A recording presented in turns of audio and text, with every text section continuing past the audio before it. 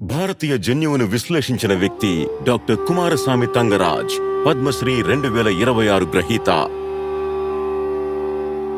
జీవరాశులతో కళకళలాడుతున్న ఒక వ్యవసాయ క్షేత్రంలో దాని అనేక గొప్ప రూపాలలో ఒక యువకుడు బాలుడిలో ఉత్సుకత తొలిసారిగా మొలకెత్తడం ప్రారంభమైంది.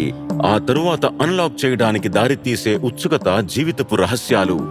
కానీ అది ప్రశాంతతకు చాలా దూరంగా ఉంటుంది. తమిళనాడులోని చేయూర్ వ్యవసాయ క్షేత్రం. అక్కడ అతను చివరికి ఆ ఉత్సాహభరితమైన నగరంలో తన జీవిత లక్ష్యాన్ని కనుగొన్నాడు. హైదరాబాద్లో అతను తదుపరి వెళ్లే చోట భారత ప్రజల జన్యు కథ ఆవిష్కరించండి మరియు వాటి అద్భుతమైన వైవిధ్యాన్ని అధ్యయనం చేయండి. ప్రభుత్వ పాఠశాలలో విద్యార్థిగా ఉన్నప్పటి సంగతి నాకు గుర్తుంది. నిర్వహించడానికి వనరులు చాలా పరిమితంగా ఉన్న పాఠశాల ప్రాక్టికల్స్ కోసం నేనే స్వయంగా పొలానికి వెళ్లి కప్పలు ఎలుకలు పట్టుకునేవాడిని. Centre for cellular and molecular బయాలజీలో నా ప్రయాణం చాలా కాలం క్రితమే ప్రారంభమైంది. 1993వ సంవత్సరం నేను నా పిహెచ్డి పూర్తి చేయక ముందే మొదలైంది. సుమారు 65,000 సంవత్సరాల క్రితం ఆఫ్రికా నుండి వలస వెళ్లిన మొట్టమొదటి ఆధునిక మానవులు అండమాన్ తెగలేనని నిరూపించే మొట్టమొదటి జన్యుపరమైన సాక్ష్యాన్ని నేను నా బృందం కనుగొన్నప్పుడు ఆ మొదటి చారిత్రాత్మక ఘట్టం ఆవిష్కృతమైంది. ప్రపంచం గమనించింది. హార్వర్డ్ మెడికల్ స్కూల్ మరియు కేంబ్రిడ్జ్ నిపుణులు త్వరలోనే అతనితో కలిసి పనిచేయటానికి ముందుకు వస్తారు. మన మధ్య భేదాలు ఉన్నప్పటికీ అతని తదుపరి కృషి చూపించింది ఏమనగా, భారతీయులందరూ గాఢంగా అనుసంధానించబడి ఉన్నారు. ఉమ్మడి అనుభవాల ద్వారా రూపుదిద్దుకున్నారు. భిన్నత్వంలో ఏకత్వం అనే భావనను సుస్థిరపరిచే వంశ పారంపర్యత. జనాభా నిర్దిష్ట మాంద్య వ్యాధులపై అతని పరిశోధన జన్యుపరమైన వ్యాధులను నివారించడంలో సహాయపడటానికి కీలకంగా ఉండండి.